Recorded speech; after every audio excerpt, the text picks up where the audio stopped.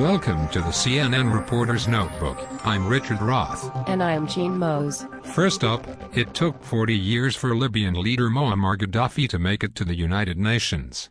The unpredictable Gaddafi apparently had saved up thoughts to say. First, Gaddafi sat in the audience and listened to President Obama's message to the world. Gaddafi refused the advice.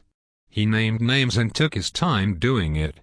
It was one of the most bizarre presentations in United Nations history. However, he ripped the United States for wars in Iraq and Afghanistan and the West for dominating over smaller UN countries. Gaddafi ad-libbed his way through the 1 hour and 36-minute rambling speech. Some diplomats seemed bored or exasperated. Many simply chose to depart.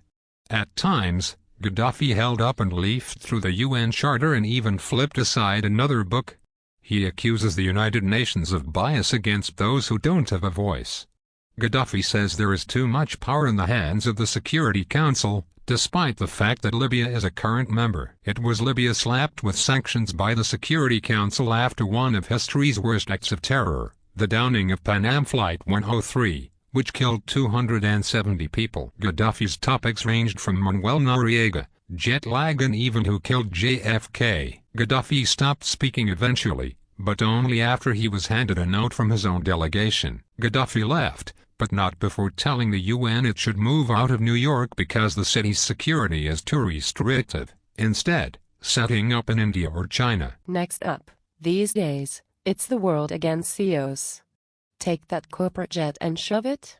It seems like everyone is mocking those poor CEOs, even the nice Canadians at this CBC comedy show with their sponsor and executive skit.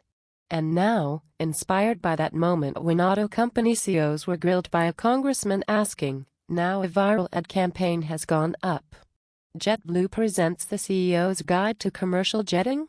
Now that they've had to dump their private jets, they need lessons in dealing with airport terminals?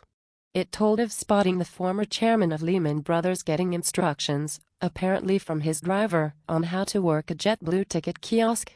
That concept ended up in the ad campaign. These two are from the JWT ad agency.